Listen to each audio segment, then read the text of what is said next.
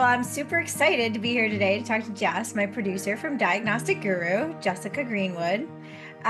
We are going to sort of dig in across season one and really kind of pull out some of the key, notes that we sort of sit with us on what we felt was a common theme across the first season of Diagnostic Guru, but also some of the areas where maybe we didn't hear the first time, and it was pretty exciting to hear it the second time going back through and listening. So I'm excited to have Jess here today, and let's talk through it. What really stuck with you?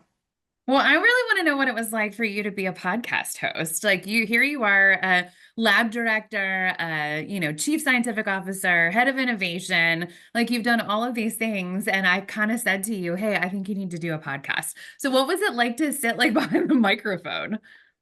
It was scary, really fucking scary, honestly, because I'm not one to expose myself in that form. Also, it's not as scientific. Like I'm used to being very scientific, and so it's more about the human element, which I think I'm pretty good at, and I've really enjoyed it. Um, so overall, it's been awe-inspiring for me, and I'm hooked, and I can't wait for season two. Yeah, you definitely I think got like came into yourself throughout the course of this season. And I'm sure it probably was partly because you were tired of me yelling at you on Signal, like, stop saying well, stop saying love that. But I really think that it's partly these conversations, right? Like they got more real, I feel like, as the season went on. And it's exactly what we want to pull out for season two. So maybe we dive in with episode one. Yeah, let's go for it. I have so much to say about this. Like, I can't even imagine getting a medical degree in Hungary and then coming to the United States and doing it again. Like, absolutely not. I do not have that kind of moxie, but you can totally see that she does. And I don't know. I felt like it was she almost like downplayed the fact that she has done this entire thing twice. And I just found that unbelievable while trying to manage being a female in this field.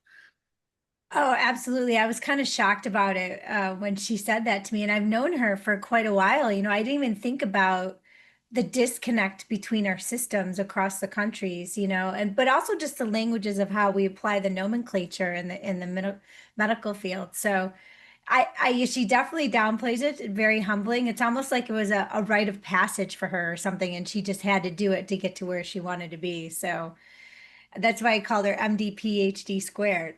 Yeah. Well, and I was so taken by like her saying that sometimes you have to work harder to convince people why you're in Ah, the room. And I'm like, what bullshit, right? Like, do you know how many dumb things I've heard men say in a room and have never questioned whether they're going to be kicked out of that room?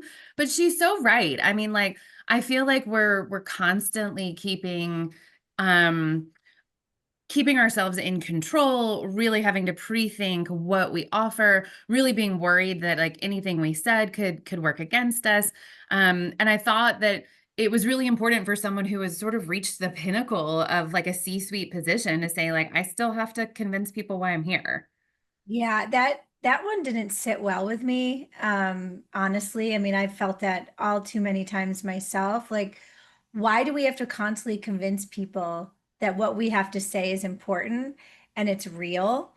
um it's just because of her background, not just being a female, but also coming from another country, speaking a different language.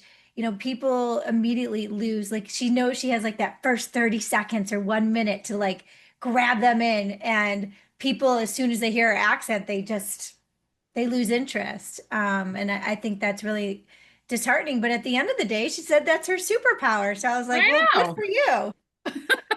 I know. She totally took that and spun it. I was not expecting that, but it's probably because she can completely speak about them and they don't have any idea. Yeah. Like, yeah, like she had even her dog, right? She speaks to her Right. dog. So, what Okay. did you think about episode two with Courtney? Yeah, I felt, it was great to go from two totally different sides of the coin, so to speak, where Courtney has the same challenges in the US, being a born and raised American citizen, but again, the female theme, but then she's also a woman of color. Hmm. And what was same thing, I think the theme is that not being heard, but also feeling lonely Yeah. in the room. That one really sat with me too, because I've felt that at times, right? Like I'm like, are they even listening to me? Like they're just staring at me like a deer in headlights. And half the time, I'm like, oh wait, they don't even fucking understand what I'm saying. Yeah. It's not And I that they're think not she listening. Well, and I think she even said that like she's been in a room where like like a someone else, a man or someone else at the table has said the exact same thing Oh she yeah. said, but then and people were like, "Oh, that's an amazing idea," and she was like, "Okay, well, apparently we don't hear words that come out of my mouth." Oh, that shit fries with me, I'll tell Yeah, you. But at the end of the day, I think as we come, as I said to her, right, as we become more mature, I'm like, well, you know what? That just gives affirmation that I know what I'm doing. absolutely, and I think that's one of the things. So I really thought Courtney was extremely honest, and I really appreciated that she brought this up about kind of coming from a clinical genetic counseling background, which I did as well, and realizing very quickly that like her classmates were taking extra jobs and having to have roommates, and they had just finished grad school, but it's because the pay was so low in that Oh, space. And she yeah. was like, "Look, I didn't do this to get paid pennies on the dollar." And so she made the jump to sales really early on in her career. I thought that was really honest and transparent. There's not a lot of women out there who are going to say like, "Yeah, yeah, I took the job for the paycheck." And I think that's fair, and I think it's something that we really have to deal with, as females in the field, is being okay with saying like, "I didn't go to school for 6 years to, make less than working at McDonald's." I mean, I just think that not that there's anything wrong with working at McDonald's, but I just think it's really important that we're saying like we should be paid fairly too, and there's nothing wrong with going after a career where you have a higher, in revenue, not revenue generation, but income earning potential. No, I don't know why that's still a stigma for us women. And you see more and more that we're the primary breadwinners. We're the ones that are bringing home the paycheck. And there's still this sort of like social, like piranha kind of feeling towards men that, oh, you're not the one that's bringing home the bacon and the wife's staying at home and, taking care of the kids, so to speak. So we really got to flip that one. I mean, it's getting old, really old. And, it's time for us to just see that we're all on the same and we're in it together, regardless of what your role is, in your personal and professional life. Yeah, and I mean, in Courtney, the episode, it wasn't framed this way, but if I had to give advice to any young female who is trying to get into leadership in science or technology, like Courtney's one line said it all. You have to know the science and you have to know the Oh, business. absolutely. I did not learn the business in graduate school or in undergrad. I feel like I learned it on the fly. I feel like I learned it because I had to. And I really think we are doing our young women who really are looking at a leadership track a disservice by not helping them understand what does EBITDA mean, right? Like you got to be able to speak that language. No, it's so true. And I too, especially being in C-suite so quickly, in that I find that I don't get the credibility because I didn't come with the business background. I came more with the science, clinical science background. And they don't Yeah. think I understand the business, which I do. I Yeah. just didn't go to school for it, right? Like you, we learned it on the fly. So there's got to be a way to really round out younger women and individuals who are coming up through the sciences so they can wear both sides of the hats, in the Mhm. business and be the translationist. I think it's also just the like again, kind of being straight up and honest, right? Which is Yeah. like we can't walk to the table and want to be heard and show up and want to be part of these conversations if we don't have that background too. So I think it's only fair, it's fair to say like, well, we deserve a seat at the table. It's fair for everyone else to look at us and say, then you better come with the business knowledge as well, right? We're all here because we've got a bottom line we're held to. You got to understand that as well. I think that's fair. And I just have to flip the other side, is the one that really sort of fries me, is people who are leading the clinical and science who have no training in it, absolutely at all, but think that they can run the show and don't listen to those that they have on their team that do. So I think it Yep. goes both ways. The business Hmm. side needs to learn the clinical science side, and the clinical science side needs to learn the business side. Otherwise, it's Totally not, fair. yeah, it's not going to Or you work. just got to listen to your people, right? Like you can't Yeah, have it both ways. And I think we're all better positioned when we have a little bit of experience on both sides. absolutely. I love that. Yeah, that one really pulled out. She pulled that one out for me, so that was cool. For sure, for sure. And I think Lena in episode 3 almost like took it one step further Oh by yeah. talking about like this fallacy of the linear success path. I literally am like cheering with my headset on.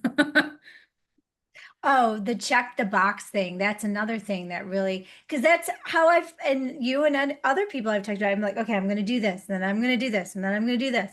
And they look at your CV that way. Okay, Yeah. she, went through the process. And if you pivot any direction, it's like, oh my God, what is she doing? Like, she's ruining her career or whatnot. And where men do that, nobody bats an eye. They're like, oh, good for you. You totally dropped everything and you're practically go bankrupt and start your own company. Wow, you're fantastic. Where if a Well, I woman's like, definitely what the think fuck are you doing? I definitely think it's presented as courage on one side and maybe like lost emotionality on our Yes, side. But yeah, I also think we put that on ourselves. Like I sure. think those of us who came up in a certain era who were smart and who were looking to go into science and technology or medicine or health or any of these careers that had traditionally been very male dominated, we put it on ourselves that we had to follow this like very traditional career path, that there was a Yeah. ladder and we were going to fight our way up it. And I just really appreciated Lena saying, like, I thought I wanted to be a doctor because my dad was a doctor. And then I became a doctor and I realized I hated being a doctor. Like, Yeah. sometimes you've got to do it before you realize, like, oh shit, this is not what I thought it was going to be. And it's okay to do something else. Yeah. Her whole statement around, these detours are not to be meant to be failures. Yes. Or weaknesses, and don't, and even it took 10 years Yeah. for her For her family or parents. for her parents to be like, okay, you're not a doctor anymore. You actually followed your passion of creativity. That's hard when your inner Yeah. circle really challenges you. They're more scared for you than you are yourself. I'm sure. I mean, especially as a young female, right? Like you've gone out there, you've been on your own, you've dedicated a significant number of years of your life to this course of study. And then you're like, I'm just kidding. I'm going to go into marketing. And it's not easy, right? I mean, just getting into medical school or these graduate programs are hard within itself. So Yeah. Yeah. I give kudos to her for following her dreams and her passion and finding where and now like right again her superpower is boldness Yeah. and taking chances and living her life big, and that's exactly what she did, and she still is young and has a long way to go on that one, so awe-inspiring for sure. Yeah. And I think that it's funny because I now am starting to see the evolution of these women, like as I get Yeah. into my later 40s, and I can see how that like early excitement and energy that I brought to all of these jobs has really evolved into a wisdom and not a slowness, but maybe just a much more strategic way that I look at things now. And the thing that she brought up in this kind of second part of her career is how important it is for women to understand investing, Oh right? yeah. Yeah, and I feel like that's such a second part of your career realization. And she talked about how women invest and how she got involved in that. And, I really do think that's a theme we start to see about now in season one is women talking about like, you have to know where the money comes from. You have to be able to, and in some cases, control where the money comes from and is going. And I think she was the first one that really brought that up, how if we really want to have some power in this conversation, we've got to control that investment and that finance side as well.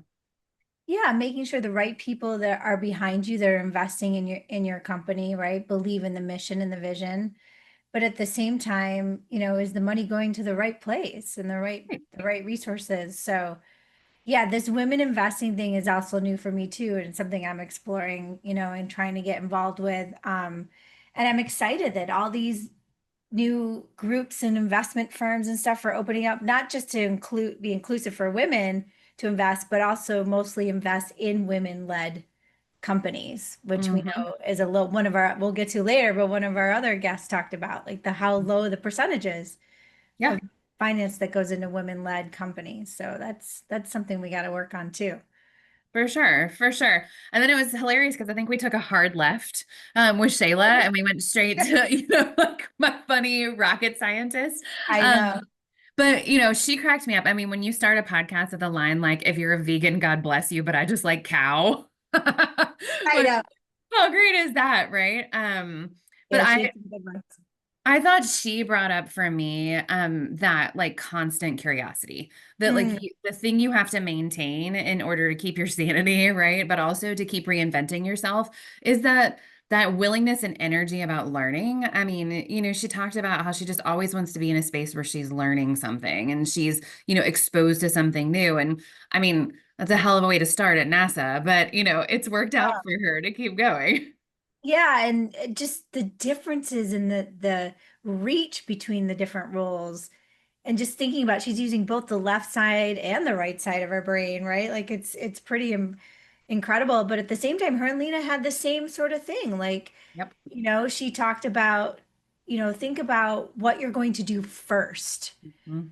It's that linear path thing again. And also the other thing that I felt was great with her that we've heard in other, across Courtney and Dora is this language, words that you use, the tone that you use, how you talk to people, how you show up and present yourself, Yeah.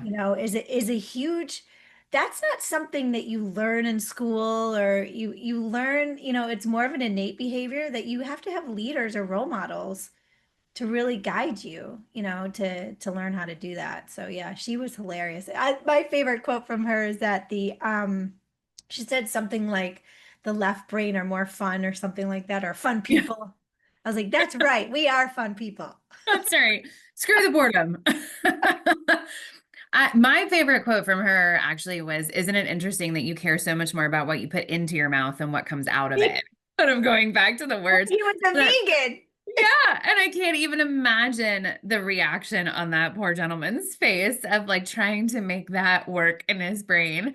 Yeah. Um, but I think that's a really important lesson for all of us too. I mean, I will say as a very much type A, Enneagram 8, like very much a dominant personality, I had to learn the power that my words held. I Mm, was just trying to speak loud enough for everyone to hear me. And it took me a really long time to figure out that what I said when I got that opportunity was more important than how often I got to speak. And I think that really comes through in what she's saying is like, you got to own who you are and you have to own the way you want to be perceived. And then when you get that opportunity, you got to put something behind it that people want to hear. yeah, that's so true. And a lot of times people will lose interest in what you have to say, right? But it goes back, and even her language, and look, she has a language barrier on top of that, right? So trying to say the right words and not English being your first language, but she was talking more about the Texan slang than she was about Spanish, from Spanish to English. So that's really interesting because that's one of the things I take for granted, right? I mean, English is my main language, my first language, and so, but even that I stumble sometimes, and definitely have learned in life that it's better to say nothing than something of importance. And a lot of times I pause. I wait until everyone gets through their point and then make that last 5 minute bang and be like, that's the last thing they're going to hear, right? So Yeah, yeah, you want to leave them with something that they take away. yeah, exactly, exactly. She was awesome though. I would love to see her as a stand-up. Me too, right? Like I was thinking, we should take like a diagnostic guru field trip Oh, to I love that. Texas. Yeah. And meet our community. All right, that's on our bucket list. There you go. There you go. Okay, episode number 5, Kate. Yeah. I mean, Kate will forever be known for boss bitch or mild Yeah. mother, right? I I'm like know. listening to that and I'm like, well, that has to be the title. There's really no other option. Yeah. I can't, that's the only thing I can get out of that whole conversation. It's like, that's all we had to talk about? Well, she's so right though. I mean, Yeah. and I think again, for those of us and a lot of our guests are kind of in this same age range, I think we all kind of were brought up at a time where there was this real crux of are we gonna encourage little girls to be really into math and science and technology and to speak their minds and to have big personalities? Or are we going to, still push the demure, nice, respectful little girl piece. And I think a lot of us still fight that internally too. And I think that fight is still goes on in the workplace of, Yeah. how can we be good leaders, kind leaders, Mhm. listening leaders, and at the same time be assertive? I mean, how do you say like, no, we're not going to do that? And at the same time, communicate, but I'm open for your ideas and opinions. Like it just feels like it's a constant fight between the way you're perceived. Yeah, that one, it really kind of pisses me off, the assertive piece, because we're seen as bitches. And like she said, bitches get shit done, right? Yeah. Or I think Tina Fey or somebody said that. And Yeah. we do get shit done, but are we really being a bitch? Yeah. Are we just getting shit done, you know? Right. And so I think that's what I loved about her. But also sometimes, why can't we be kind and strong? Why is that seen as weak? Why can't we have emotional intelligence, you know, and that also is seen as weak? I mean, listen, we have cycles, we have moods. Let's, you know, it's just the way it goes. So it doesn't mean we can't do our job effectively and we're not good at it and we're not a not a good team player. I love that thing she also talked about is treat people like humans that you work with, you Yes. know? I mean, at the end of the day, you spend more of your time with people you work with than your own family. Well, and she talks about, how she struggled with postpartum depression, which I thought was just such a vulnerable moment to say Oh that. yeah. And then, how she's like, do I tell work? Do I not tell work? And I think a lot of that, learning to treat people like they're people is understanding that you are also a person and you also struggle with your own stuff, right? And that Yeah. stuff follows you. There are times when that stuff follows you to work no matter what you do. And I Yeah. think that is when you recognize that about yourself, you have a lot, I don't know, wider breadth of empathy for that being true for other people too. Yeah, that I was really taken aback that she shared that personal moment, because she's not, there's so many other people out there, millions of people out there that are going through the same thing, Yeah. you know, and at the end of the day, a lot of times I tell myself if someone's being a certain way towards me or an attitude, I'm like, they probably had a rough day at home. Hmm. Not about me, it's about something else that's going on, but we don't have a safe space to talk about that or to give them help, you know? And so I think we have to do our, I mean, don't get me started, our mental health, you know, medical system here, but we definitely have to do better about that in the workplace. People will be more focused, but they also will be more apt to show up and do good Yeah. work for you, right? 100%. And I think if you give people the space to say, I'm struggling, Yeah, right? yeah, Even if the deadline's still the deadline, right? yeah. Like if you give people space to say, I'm struggling, but I'm going to get it done, or I'm struggling and I can't get it done, or whatever that is, I don't Mhm. think we've created a great enough space for the invitation to say I'm struggling because the second that our fear is that the second that someone hears I'm struggling, it means, oh, I can take your job. Oh, I can take that project from you. Oh, there's an opening where we're going to get stepped on somehow. And I think that's created lots of situations. And we heard this from several of our guests where they've really self-sacrificed their own mental health, Oh yeah. their own relationships, their own physical health. I mean, not to jump ahead, but Andrea saying, like, asking her son if he knew how to call 911, like, what the hell, right? Um, Mhm. but I think it's because we haven't created a space to say, like, I'm struggling, period. The rest of it we can figure out, but like that part's important. Yeah, it's that goes back to that weakness piece, Hmm. you know, that we heard about from some of the other guests that can't show a chink in your armor, you know, and so I'm hoping more and more that we are changing that as the generations are coming up. I mean, people share everything on social media now, like they're not afraid, but can the workplace handle that? Is Yeah, especially now that we're all back in the office, right? There's a lot oh you can yeah, hide when you're working from home behind a computer, but when you got to show up every day, it's a little bit harder to put that behind a closed door. yeah, yeah. Um, what the other thing that I wanted to bring up that Kate said, and I didn't catch it actually in the first time I listened to the episode, either when I edited it or when I listened to it the first time, is that she talks about the difference between the ladder and the lattice. And Hmm, how moving into industry, in certain spaces, she felt like she had a lot more room to move within the lattice instead of having interesting. to move up the ladder. And, Oh, having done the same thing myself, I thought, oh, that's such a great comparison that like sometimes moving isn't about going up. It's about moving laterally so that you can add some new responsibilities and see if you like them, right? It's about maybe even stepping a rung down for a period of time while you have a baby or while you take care of a parent or whatever it is that's taking your attention away. And creating, like, I was thinking about that as a leader and like a business owner. How do I create a lattice for people that we work with where they can shift and move within our ecosystem without it having to be like, well, if you can't take the next rung up, bye bye, you know? Yeah. Yeah. Well, and yeah, I didn't catch the play on words either, but the imagery is so perfect. I mean, Right. especially us both being in hard corporate and startup world. I mean, that is one of the beauties of the startup world. I think it opens that up, but we're too quick to promote people, the wrong people, when we should allow them the lattice direction first, Yeah. which is still a promotion, right? That's still, it doesn't mean that you're any less of what you are, but I think we have to be more, people are still obsessed with titles and status and position. And that's why, you're always like moving up the ladder. So let's change the paradigm on that and let's say we're moving on the lattice There you instead. go. All right. That's going on a t-shirt. Okay, I'm ready for it.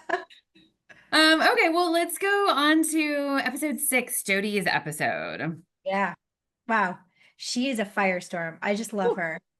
A lot of energy, a lot of focus, a lot of passion with what Mhm. she's doing. And I think this ecosystem that she's working on, it's unique, but it's also like try to harbor what is it truly, right? And how to make that a business is really intriguing to me, you For know? sure. I will say I've totally stolen the word ecosystem from her. I use it liberally now. I will credit her for that. Yeah. But I think it's because it is such a better metaphor for, what she's trying to create in women's health. Yeah.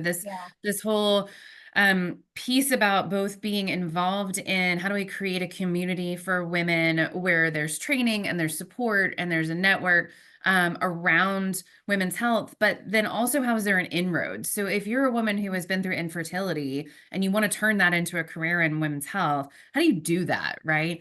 Yeah. How do you write a resume where, frankly, I mean, as someone who worked in an REI unit, the women that came through infertility, especially those that did IVF multiple times, knew a lot more than each individual person working on our floor because they Wow. had done all of their jobs, Yeah. right? They had been in insurance, they had been on the medical side, they had been through side effects, they had been a nurse for themselves, right? Like Mm, they knew more about each individual piece of the process than any one person actually working there. But how do you translate that into something that is marketable? yeah. But I think when you combine that with the work she's doing with the Women's Health Pack, right? How do you advocate? How do you put money behind that? How do you actually get involved in politics? How do you push the needle at a systems level? That's where I see this ecosystem concept really come into play. Yeah, and she's trying to create a safe space for young women who want to get into that side of the industry in women's health. And because she also shared that she went through a very toxic situation to the point where, her key, recommendation to all women leaders is to really just take care of yourself, Yeah, take time for yourself, right? How you stack your calendars, stuff like that. But what's interesting is it took her almost 10 years to rebuild her confidence.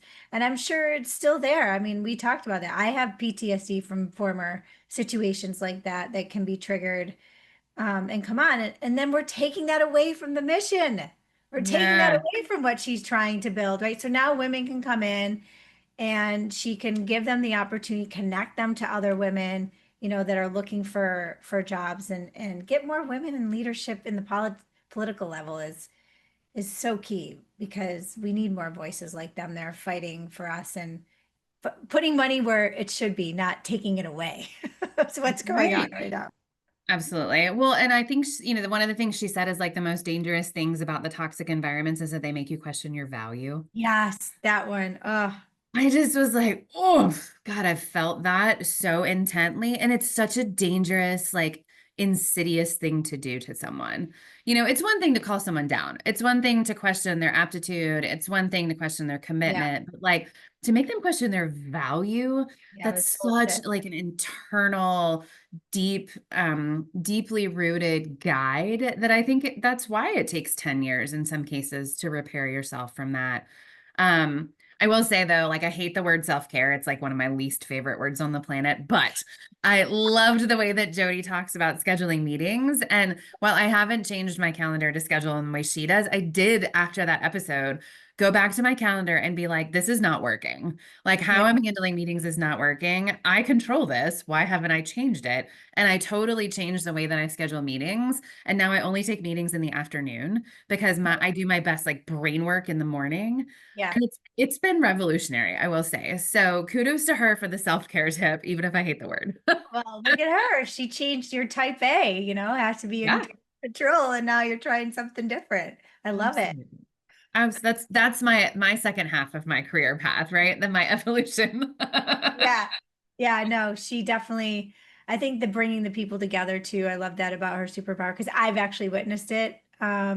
She's definitely introduced me to people, or I've asked her about, different organizations or people, and she's not afraid to do that. So I really, but all these women, and we have one more to get to, but all these women that we've talked to, I really recommend everybody who's listening to look into what they're doing, look Yeah. into the businesses that they're leading. There's a lot of great stuff there that, if anything, it's just building out your network and getting into those ecosystems. Yeah, and I think it's also like again, kind of thinking back to my young self, right? What would I tell my Mhm. young self? I think at the time people were like, network, network, network, network. I had no idea what the fuck that meant. Like, I thought it meant just like go on LinkedIn, which really wasn't a thing at the time, but like to basically meet everyone I possibly could and like become friends with them, right? Yeah, And the yeah, reality is like, I don't like every woman, right? I don't like I'm not interested in every one of what everyone is doing. And so I yeah, think now, if I look back on it, what I would say is like part of this podcast is giving you broad exposure to lots of different women who are all working to create some inroads into this ecosystem. So, yeah. like, find the one that like really you had to stop and pause and play again. That's the one that I think like go dig into what they do. Like go find them on LinkedIn Connect. I just think this like spray and pray concept of networking is like Yeah. so overrated. Like go deep, go find the person who actually interests you, inspires you, and then, you know, stalk them on social media. That's so true. I find it incredibly overwhelming, and my anxiety of as an introvert, I'm like, oh my God, I gotta reach out to all these people, and what do I say to them, and how do I engage with them? And yeah, and I used to say it's funny when I was younger. I don't know if I should be sharing this, but I used to say all the time, I'm like, there's millions of people in this room. If they don't like me, then fuck them, like. Not a fantastic business strategy. No, it's not. It's not. But that was just me being young and dumb. But I definitely think that there's someone and something for every one of us, right? And we all are interconnected in some way. So you got to find that's like our next guest that we're going to do, Andrea. Like she posted something on LinkedIn that just like resonated with me, and I reached out to her, didn't know her, and just said, "Hey, I would love to connect with you, and I'm starting this podcast." And your whole stance and what you're doing and what you believe in, it aligns so well with Diagnostic Guru. Would you be a guest? And here we are. She closed our season, and she was like a clinch hitter. I mean, Yeah. amazing. Yeah, I totally agree. I mean, I think it's partly because you can like the vibe of what she's doing and what we're doing are so aligned. I think that's Yeah, a big part of it. But it's part of the reason why we kept her outtakes in. Thank God that she let yeah, us. Because the 15 minutes after you guys quote unquote stopped recording, I was like, oh no, no, no, no, no, no. This has to be there. This has to be there. I mean, how could you possibly take out when someone says, we got to stop telling women to learn how to play golf and drink brown liquor? Like, yes, yes, that is absolutely right. That is the dumbest yeah, advice on the planet. Um, but I also think part of what I really appreciated about Andrea's episode is she like she has no apologies for saying like, let's go take it. yeah, Like, I'm done waiting for someone to pick me. I'm really about like, let's go take it.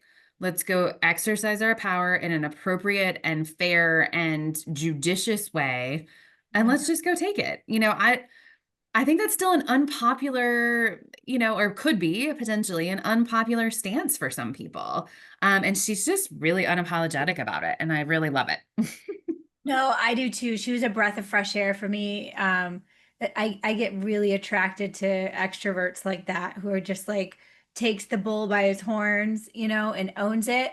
But I also think what's interesting, which is, we've heard in some other the similar themes, is she left the toxicity, the industry that was trying to force her to assimilate to the world that they think we should be in, right? And a lot of the women leaders that were above us that we're learning from were assimilating to that world. And she's like, I'm not fucking doing this shit anymore. Like, I'm over it, And now what I love about her Quantum Bloom, her and her partners, it's not like they're gonna break it apart and rebuild the whole system from the top down, she said, right? But it's just small wins, small pieces, work with young women coming up and showing them you don't have to do that Mhm. to be successful, right?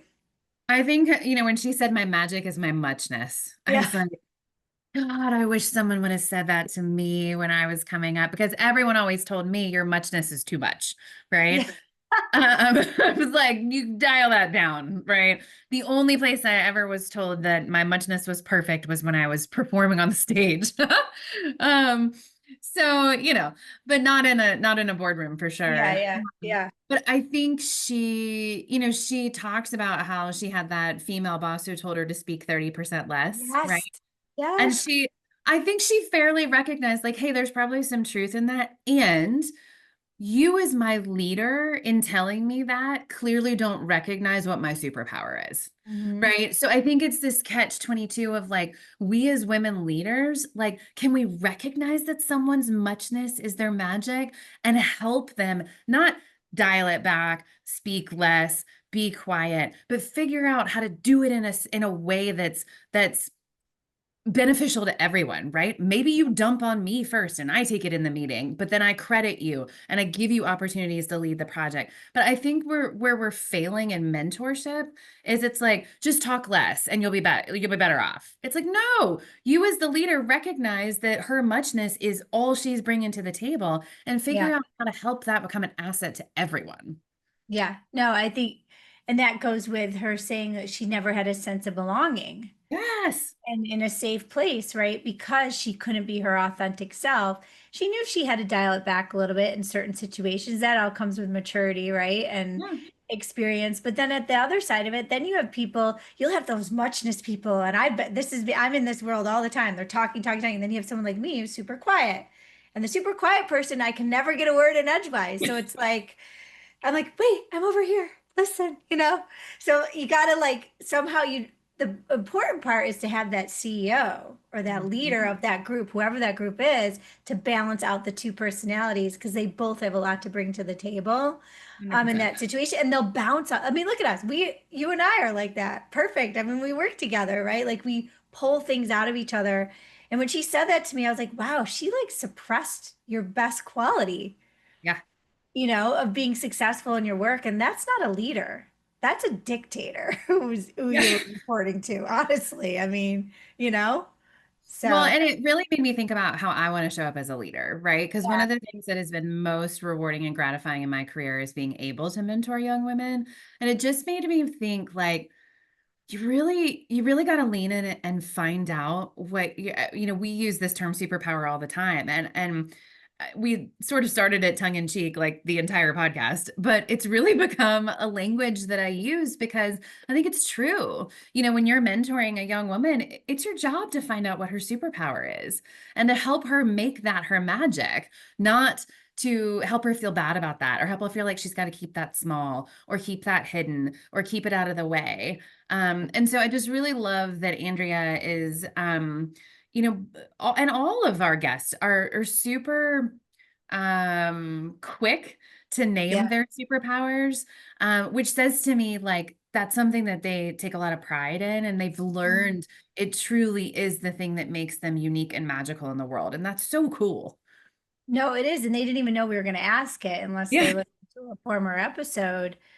And you could tell that each of them were like, whoa. but they knew immediately what it was. And some of them even expressed their superpower in the beginning as part of what's your biggest success, Right. or like it came out, but they didn't actually categorize it as that. So I thought that was pretty cool. And I just think that we need to stop downplaying our strengths, because that's when more of your weaknesses come out. And we need to just let people be themselves. We're not allowed, we don't have to always get along with everybody. As I said to my younger self, my 15, 16-year-old self, but there's a lot to learn. And I think with her too, I really like the fact that, she wants to change the system. And this is really what we want to do here at Diagnostic Guru, is we want to bring in people who want to do the same thing, and make an impact, and make it a safe space for all of us we're just going to walk around with our superpowers all the time.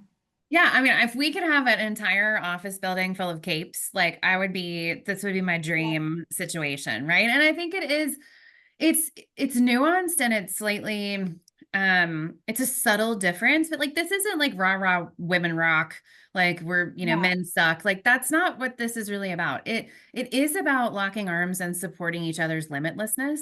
And I think Yeah. that's different, right? And I feel like with all of the guests that we weren't able to articulate that early on in the season, we had a lot of people that just trusted us that this was going to Yeah. go well. We didn't get one no. We haven't gotten a no. So, No, exactly. And so, I really feel like for season two, that's what we're leaning into is yeah. like women who are in a position to say, like, no, this is what we're doing. This is why. This is what my superpower is. This is where I want to bring people in. And I'm all about creating this, here it goes, ecosystem of supporting women's limitlessness. Yeah. Um, Not to like push men down or any of that, negative shit, but really just to say, like, we are in the best position to support each other. Why would we not lean into that? So I'm really excited about season two because I feel like season one, maybe even surprisingly, went crazy good and crazy well. And um, I would say to our listening audience, if there is any woman in your ecosystem that you know who you think would be a killer guest for Diagnostic Guru, please drop us a message. You can reach us on Instagram at diagnostic-guru. You can reach us via email, diagnosticguru@gmail.com. And so just send us a message, also on LinkedIn, and let us know. And we'd love to get acquainted with even more superheroes. Yes, we would. And we'll have more and more diagnostic gurus coming in August. So listen in for season two. I'm super excited. This has been such a great journey with you, Jess. It happened organically, and here we are. And I'm really excited for other things that are going to come out of this. And I just want to thank our guests too. They were the stars of the show. And I'm excited for some of the other women that we have in the queue for later in the year. So fun stuff. 100%. We'll see you in August. All right.